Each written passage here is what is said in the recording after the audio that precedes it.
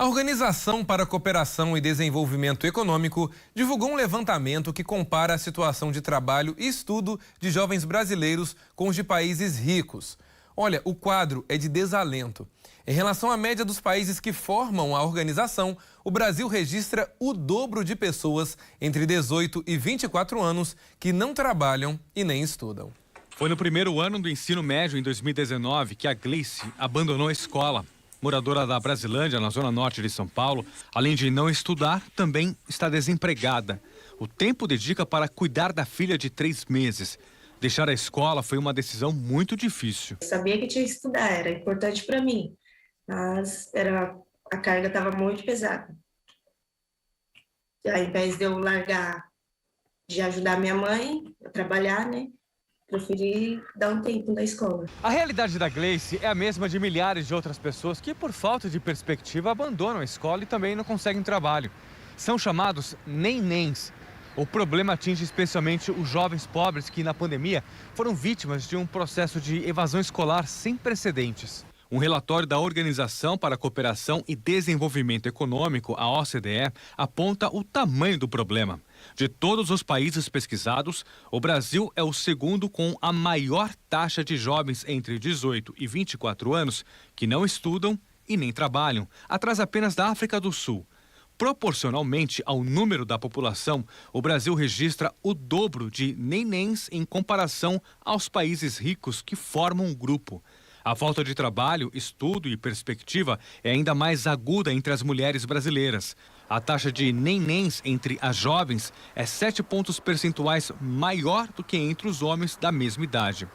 Essa pesquisadora em educação indica que a saída para diminuir a desigualdade que causa o ócio forçado entre os jovens é a escola.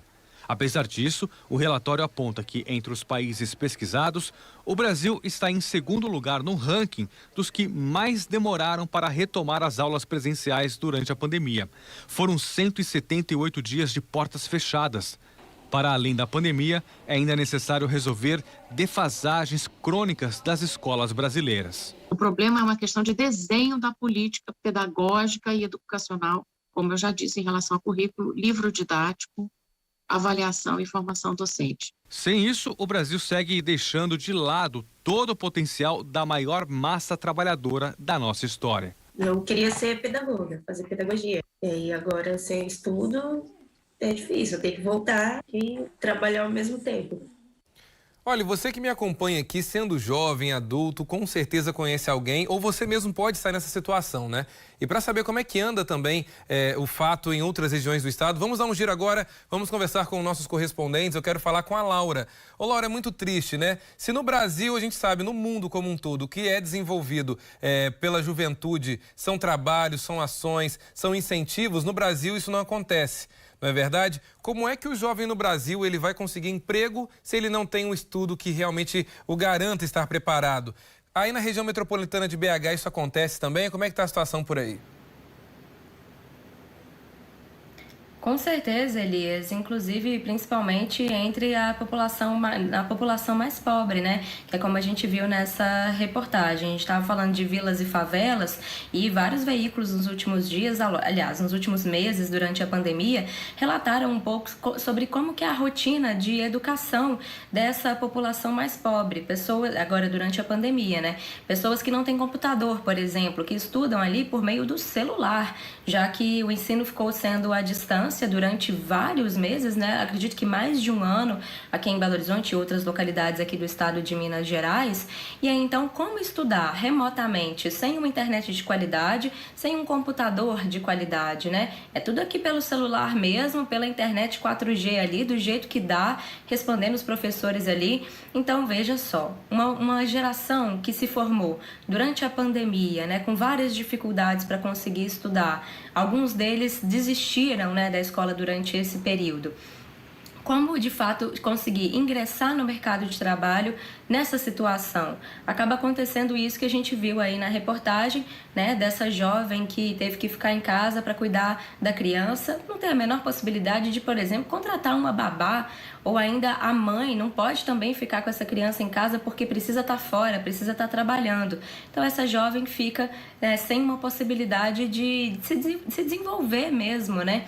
E eu queria trazer aqui, Elias, alguns pontos que a OCDE colocou nesse relatório, exatamente esse mesmo relatório que identificou os problemas, colocou ali pontos que a gente pode fazer, que o poder público pode fazer para melhorar essa situação.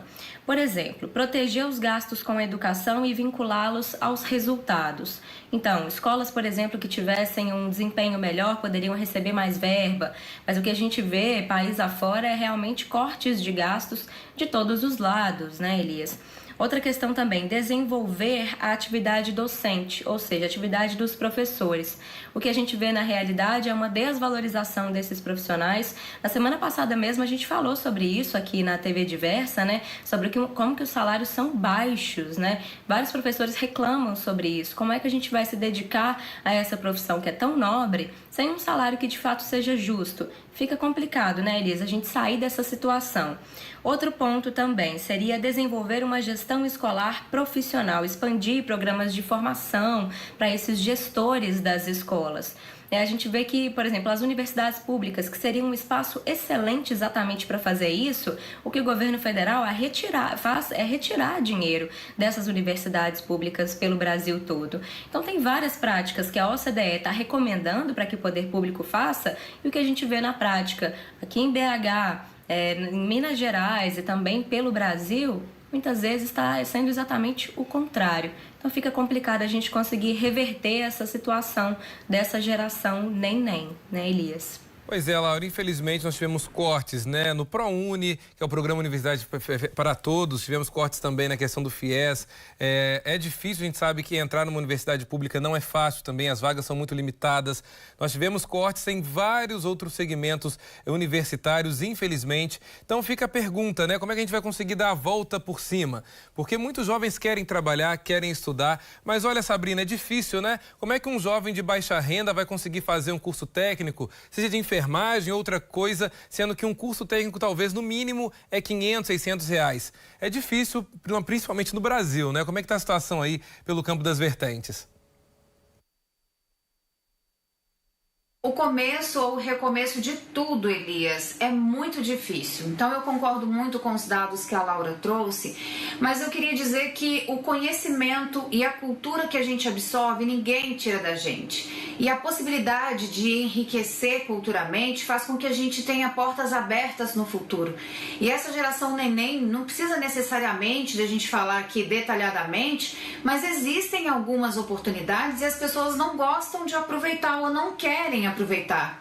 Durante esse período da pandemia, ou bem antes dele, notava-se que os jovens ficavam muito tempo em redes sociais, ou seja, em aplicativos de filme, YouTube, fazendo coisas e perdendo o tempo ao invés de absorver o conhecimento necessário e se preparar para o futuro.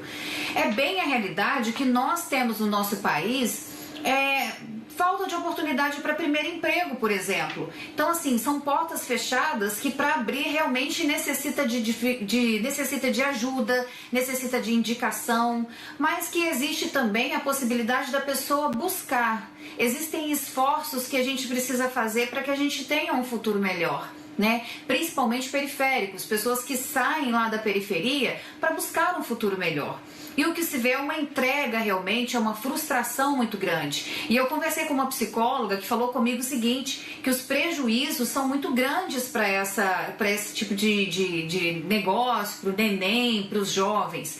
Vai desde a baixa tolerância à frustração, dificuldade com inteligência emocional, dificuldade com hierarquia, dificuldade de relacionamentos de uma forma geral, facilidade de não conclusão e alta tendência à desistência. Então esses jovens, eles têm uma predisposição a desistir de tudo e as oportunidades estão aí. Pensando nisso, eu fui buscar alternativas e nós temos para os jovens. Existe aí o programa Jovem Aprendiz. Para você ter uma ideia, Elias, Aqui na nossa cidade, nós temos aqui no setor de indústria um abate de aves, inclusive, que faz exportação para fora do Brasil e que contrata 117 jovens aprendizes.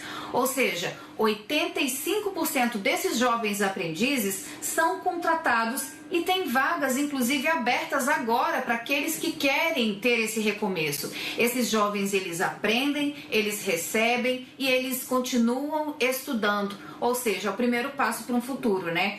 E até o dia 18 de outubro, nós temos vagas abertas para quem quiser participar.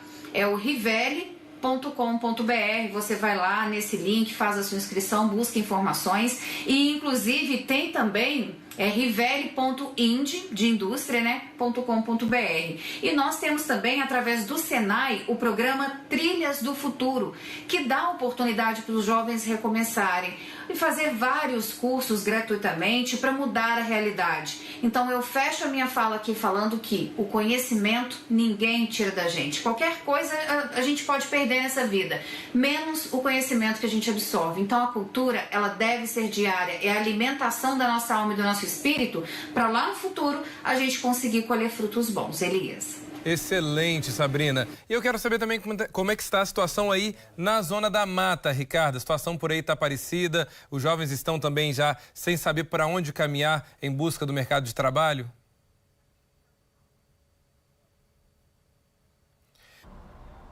Com o sinal do Ricardo. Quando a gente tenta resolver aqui, a gente vai falando ainda sobre esse assunto, porque é um assunto preocupante. Muitas empresas também precisam, claro, e podem ajudar esses jovens, não é, Ricardo? Falando sobre as empresas aqui, porque muitas empresas também podem abrir as portas, não é? Ou seja, não é somente o jovem ir atrás de educação, mas também o mercado possibilitar que esse jovem seja e faça parte também da empresa.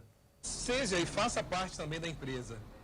Pois é, aí cabe à prefeitura, os gestores, buscarem a iniciativa privada e fazer parcerias. Isso é muito importante, é fundamental, inclusive. E não só a iniciativa privada, buscar as universidades públicas, que também podem auxiliar os gestores nessa função.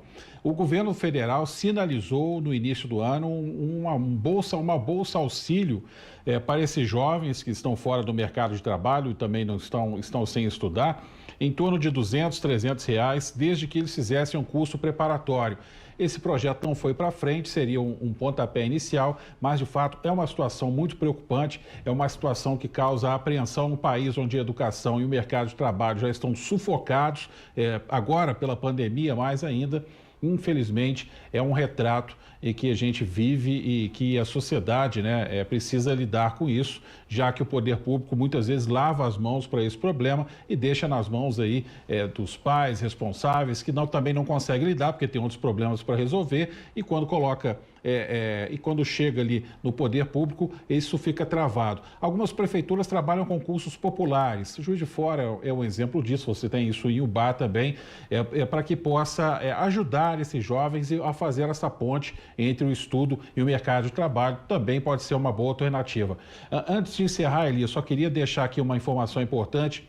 Juiz de Fora, que tem um protocolo diferenciado, né, para flexibilizar as atividades econômicas na pandemia, deve decidir até amanhã o ingresso na faixa verde do protocolo municipal, é aquela mais flexível, né, para a volta das atividades. O estado todo já está na onda verde, no Minas Consciente. Juiz de Fora agora pode aderir também a essa faixa verde para que os setores voltem a funcionar. E a prefeitura anunciou hoje vacinação de AstraZeneca, segunda dose, para quem não tomou, até o dia 12 de setembro, cartão. Jovens sem comorbidades, a prefeitura vai retomar a vacinação, quarta-feira 16 anos, quinta-feira 15, sexta-feira 14 anos. Jovens com comorbidades de 12 a 16 anos, a partir dessa terça-feira, enfim, a vacinação segue agora num ritmo bem maior, bem intenso aqui em Juiz de Fora. Espera-se que com isso tenhamos aí dose de reforço também, vai prosseguir aí 70 anos para cima para quem tomou Coronavac. Quem sabe não podemos vislumbrar aí um 2022 bem diferente do que foi esse 2021, com a vacinação seguindo e com as atividades voltando a funcionar também, não é, Elias? É isso aí, Ricardo. Muito obrigado. E a gente lembra também você, jovem que não se vacinou, vá se vacinar, até porque esse agora é um grande passo também, né? Para a volta aos estudos, para a volta ao mercado de trabalho. Sem dúvida alguma, é importantíssima a imunização. Ricardo, Sabrina, Laura, muito obrigado. Amanhã a gente volta a se falar.